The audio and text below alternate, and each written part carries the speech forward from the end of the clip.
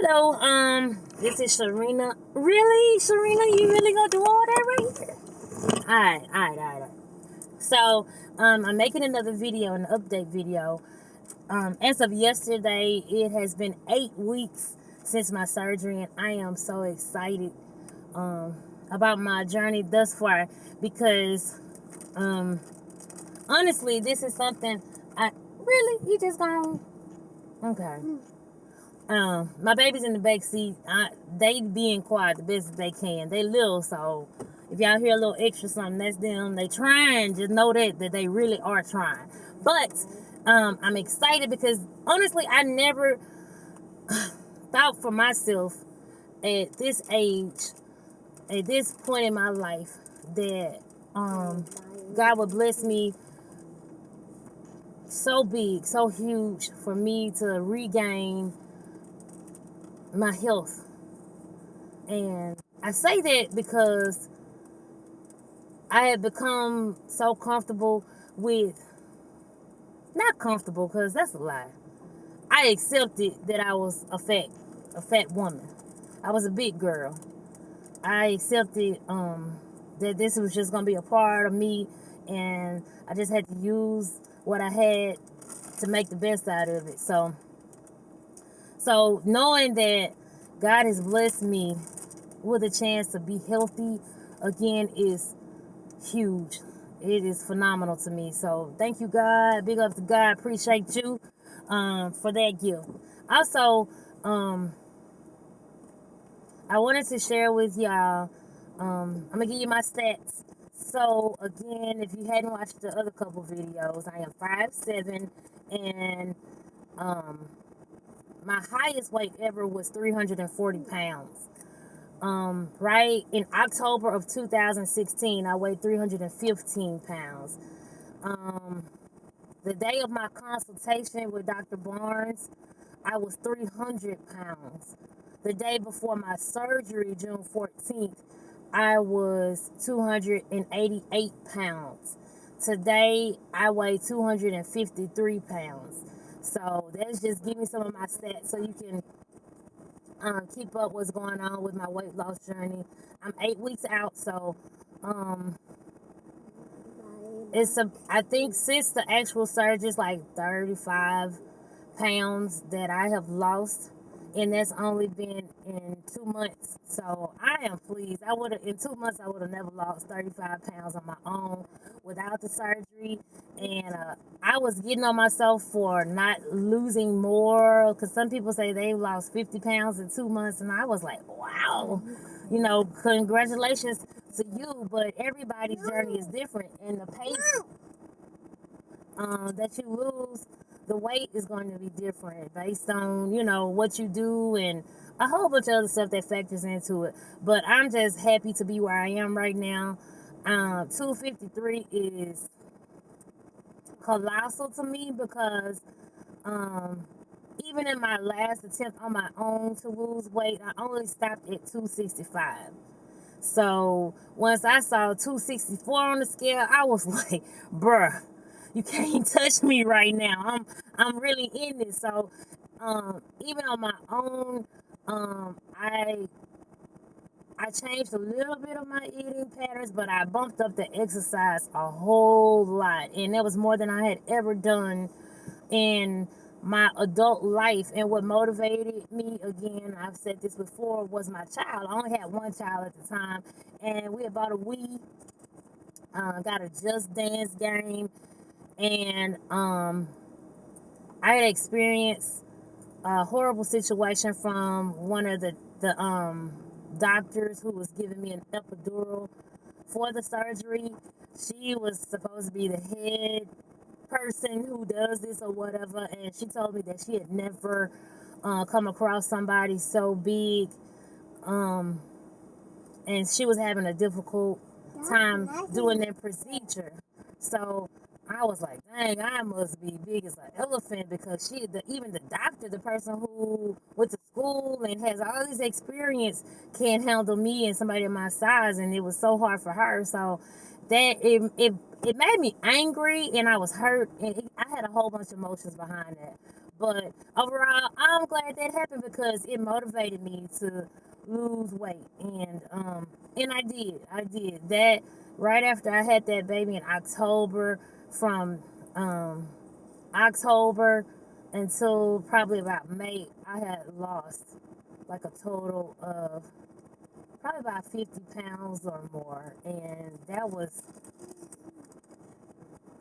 the limit for me. I was like, yes, yes, yes. And then right after that, I got pregnant, and I got pregnant again. And I kind of just lost my thunder. I lost my motivation because I was like, I did it before. I don't know if I can do it again. I just accept being fat. I just accept having this extra weight on me. But y'all, this weight has tormented me, like tormented me. And as much as I love myself, and as much as I care about myself, it's tormented me because I've always believed that my personality is just banging. I mean, you might call it conceited or whatever you want it to, but I've never believed that my personality and my body, my weight has never added. They've never been here together with each other. So, um, just having that extra on me, that weight, um, like I said, it's tormenting me to the point where there were things that I wouldn't do, or I didn't even try to do. I didn't attempt to do it at all because I was like, that's just too much for me. You know, you mentally just accept, nah, I ain't gonna be able to do it.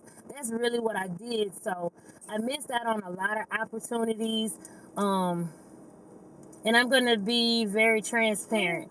There were so many things that I feel like now that even in my marriage, I shortchanged my husband of because of me having a disability. You may not look at being overweight as a disability, but anything you can't do, that you're not able to do because of a sickness or an illness, in my mind, that affects your daily living, and it did, is a disability. And there were times that I know he was just dog tired, but he had to do extra for me in order to make our house work. There were times I couldn't stand up and wash dishes. I had to bend over the sink with my back hurting because it hurt to wash the dishes. It hurt to stand so long. Started sweeping, and I couldn't finish the whole entire hallway because, again, my back would be hurting but from the extra weight. And then with the kids, little kids, they get into any and everything. So I'm constantly calling his name, constantly begging him, hey, would you come do this? Hey, would you come do that? Which, if in my mind and in my heart, I knew that if I was smaller, um, I would never have to ask him to do those things. At one time, it was so bad to, like, even though he was unemployed at the time, like, I just literally, like, heard myself calling his name all the time, and it just wore him out. It wore him out, and I know it did, and it hurt me, and I felt so guilty. But I was like, well, how will it get done if you won't help me? But and after a while, I stopped calling his name as much because I was like, well, we can live without it. We can live without this getting done. We can live without that getting done. So I settled because I didn't want to do anything to change me. And before me actually just settling, I screamed at him, like, for everything. And you don't want to listen. You don't want to help me. All this whining that we women do when we don't want to make the change ourselves. Because that's what it came back down to for me. I honestly had to change myself. As much as he was doing, as much as he was helping and everything like this, I was so angry at me. I took it out on him because I couldn't do, but it was nobody's fault.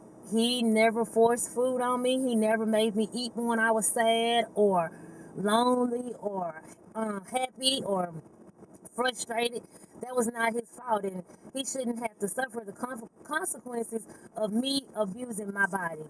My children have suffered from it, and when they want to go to the park and get on the seesaw, I'm too embarrassed to get on the seesaw because I don't want them to come flying through the sky, or I can't run with them, or I can't play with them. I had everything I was doing. I had to be seated to do it, and y'all, That is torment. That is torment.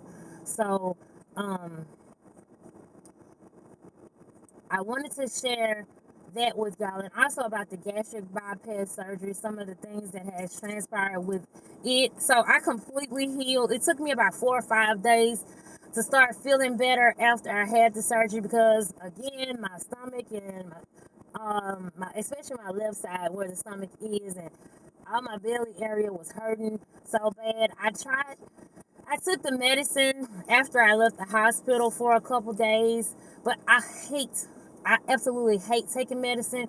And so I just was like, you know what, God, me and you got this. I'm going to thug this out. And I just resumed with my normal activities. I did take it slow. I missed the water so much. Again, if y'all don't know anything about me at this point, I love water aerobics. I love aqua dance. I love getting in the water because it's so easy on your joints. And I take this class at YMCA, and they offer several classes different times, and there is a fee involved. It's different for different people, but normally they have a family package and then they have an individual package. So if you're interested in that, contact your local YMCA. Also, I forgot my train of thought. Oh yes, when I got back home, like for the first 4 or 5 days, that was stop it, y'all. It was really hard. I mean, and because okay, let me get to the food part. Actually eating. Ah! That's what I really want to say. I just want to scream for like 2 months about that experience, because I was on a liquid diet and I had to drink chicken broth and sip water, and what else did I have? I had Jello and popsicles. But yeah, those things were extremely difficult for me. Now I like the popsicle and the Jello part, but that chicken broth, man, that gave me the blues. And then you know what? It forced me into actually having to deal with Sharina, because anything that I put into me, I had to really be intentional with it. I had to think, okay, why am I having this right now? Why am I drinking this right now? Am I thirsty? Do I need it? Are you sad? Are you happy? I had to really deal with me and why I was putting something in my mouth. Versus before the surgery, if I was hungry, I just ate. If I was whatever I was feeling, I just ate, and I never thought about it again. But for every sip of water that went down, first of all, it was uncomfortable. If I drank it too fast, drink or eating too fast, it would hurt my esophagus. They call it a stricture, and I guess it thins out or something like that. But it literally hurts going down your throat. You can feel everything traveling to your stomach, and that was, whew, and it still is. It still is like that. It's just that I guess I've gained more discipline along the way. Um, I was hungry as hell, and and but the pain, the thought of knowing that I would be in pain because if I tried to eat something else deterred me from eating what I wanted to eat. So about the second week or so, I was trying to eat meat, y'all. And when I tell oh Lord, when I tell you that was horrible, I mean literally, like, if you've ever had anything when you feel like it was just stuck in your throat, that's what it felt like. It felt like um it just got caught in there, and there was no cause. And okay, so after having the surgery, you can't really vomit. You can't, so you can't get it up real quick. So I had a whole bunch of dry heaves and stuff like that. I had some chips, some potato chips, and dumping is anyway, it goes straight through you. It don't come out the top, it come out the bottom. And so anything with a lot of sugar, all that other stuff that you're not supposed to have, it goes straight through you, and it feels horrible. So if you're considering having the surgery, or if you just had the surgery, yeah, don't do it. If you can't, if at all possible, don't do it, because it is no warning. It's probably like 30 minutes to an hour after you eat, and you can be in public doing whatever you do, but it's coming out. So I'm giving you warning. And and also, like, after that second, I kept trying to eat meat because I was like, well, how am I supposed to live if I ain't got meat? How am I supposed to do this?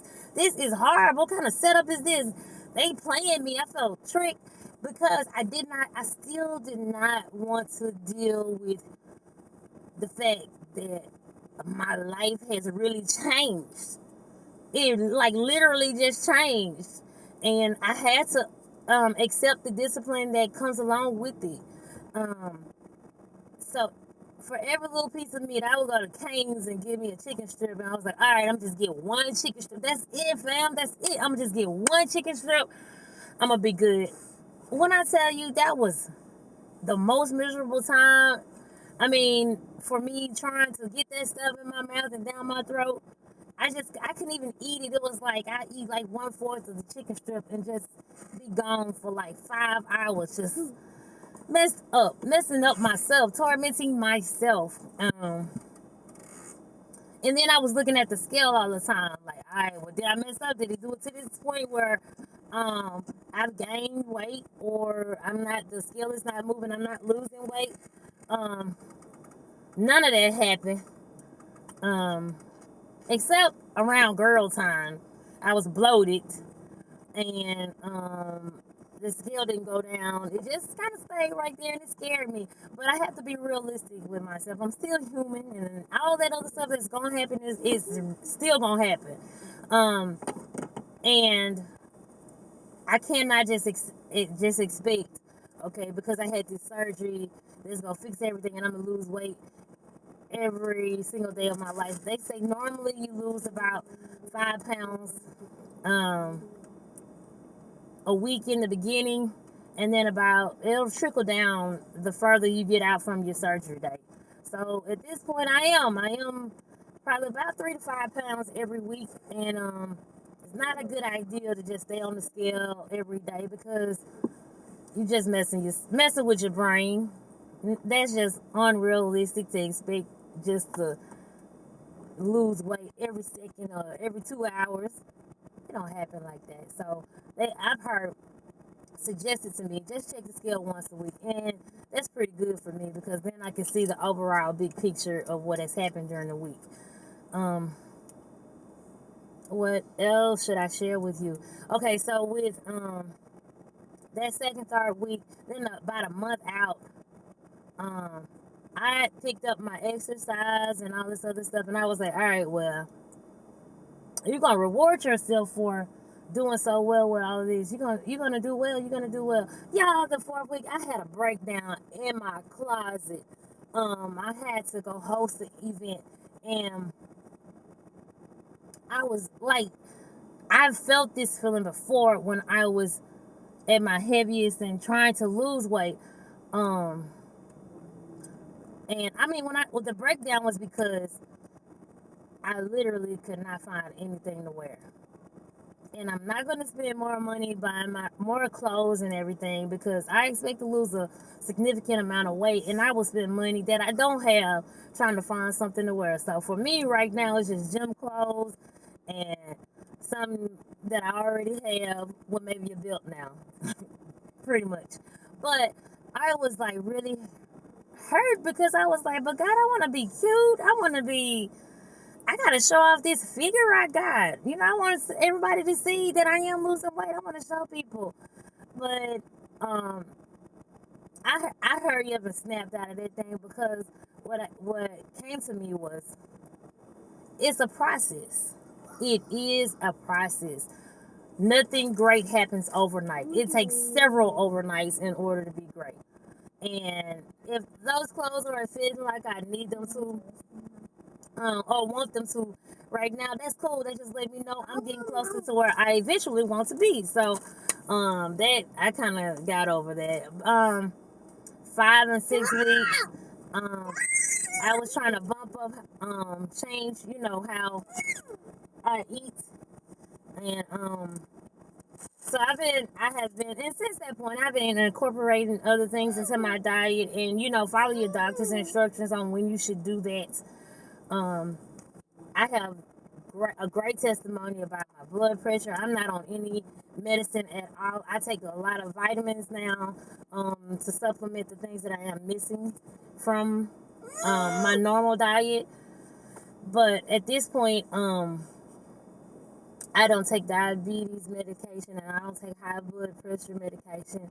The only thing that I do take are vitamins. I wear a vitamin patch and I take B12 and I take a fiber capsule for myself to keep me regular. But that's pretty much all that I take. I don't take anything that would control or to change those things from being an obese person. Also, I want to talk about your mental health during this time because you are going through so many changes, highs and lows so quickly throughout the day. Um, you got to have some type of foundation, and you have to remember the reason why you're doing it in the first place. Because if you don't, you will definitely bottom out quick. Because I went going in knowing that the surgery was not a fix all to everything that was going on in my life. Me losing weight is not gonna fix the inside of Sharina. I got that. But you are being taken through so many disciplines and so many processes that you have dealt with your whole entire life. Till now, you are forced. And if you have ever been forced to do anything, you resist. That's the first thing you do. You resist. And mentally, I was on a high right after I had the surgery. When I found out I couldn't eat, I was depressed. And as happy as I was that this had happened, this great gift God gave me or whatever, I got depressed because I was like, so many things are being taken away from me. I am used to being able to control what happens with me to a certain extent, and it kind of just took me down for a second. And then I made the decision to share my story with others in hopes that it would inspire and let you know that you weren't alone, and for myself to give myself accountability, to stay with this thing. Because sometimes, y'all, I don't want to tell nobody nothing. I just like, all right, that's just it. Let me be sad. Let me feel what I'm feeling. But I did it for those reasons. And like I said, you will travel through emotions like a sea throughout the day, up and down, roller coaster. On top of that, I've already had issues with mental health in my past. I want to say probably in '07 I was diagnosed as bipolar. And I don't share that with many people because it's embarrassing to a certain point. And I know that people say you shouldn't be embarrassed because you have a mental issue. But I got help. I sought doctors and I got counseling. I went to rehab. I had a gambling addiction. I could go on and on and on about all the things that have affected me mentally. But God is my saving grace. God is the controller of whatever goes on inside of my head. And with those tools, with the help of counseling and even medication at times, I have been able to overcome so much, and I share it openly and candidly because I want to help somebody else. And but even with me being diagnosed with bipolar or whatever, and having this surgery and going through all these emotions, I am so happy, and I say thank you, God, right here, because I have never just bottomed out to the point where I'm like, oh God, woe is me, I can't make it. Because I felt that several times without having surgery or having anything else going on. I felt that on a sunny day with money in my pocket, with everything going well. I have felt that low, but God is with me, and I trust Him, and I love Him so much for bringing me out and allowing me to rise above my mental issues. and in hopes that I will go further in Him and help more people because of this. I do want to say that if you do have issues, seek help. Don't be embarrassed. Don't hide and don't try to. Just seek help. Seek God, because overall, everything else in this world, He's the one who can ultimately help you and help you, and help guide you out of that. Seek Him, and He will provide a way. Talk to Him when there's nobody else to talk to, and seek support groups. I have a very strong group of people right now who are very supportive of me throughout this journey, and that some of them have had surgery already, some of them have not, and they are just super encouraging people now, and I thank God for them. But seek people who are like-minded, who are not going to bring you down, but are going to lift you up, and that has been my saving grace. I have a strong church family who prays for me, who has been there with me every step of the way up until this point, and I feel like they will support me in my future as well. Also, my immediate family, I got 3 girls in the back seat and a daughter who lives in Texas, and they are so supportive. I have my 5-year-old, she will literally, hey, mama, don't eat that, you're gonna be sick. My 6-year-old, she is there. She bringing me water all day long. Even my 3-year-old, she's so sweet. Mama, you okay? So I feel like I'm super blessed. I'm super blessed. My 18-year-old daughter, 18-year-old daughter, she'll send me recipes and she'll encourage me. She'll send a text. Keep going, mama. So that kind of stuff really helps. My husband, he's amazing. And he's always been like my number one cheerleader. And when he sees the changes, he hurry ups and lets me know. He lets me know, hey, I see your booty sticking out. Oh, that stomach going in. Girl, I can see your neck. That may sound silly to other people, but those are things that never happen. And y'all, let me tell y'all, the sex is amazing. Okay. Because you ain't got all that stomach in the way no more. You can do stuff, more positions, all of that. Anyway, I get off of that. I got my kids in the back seat. I bet you they blushing.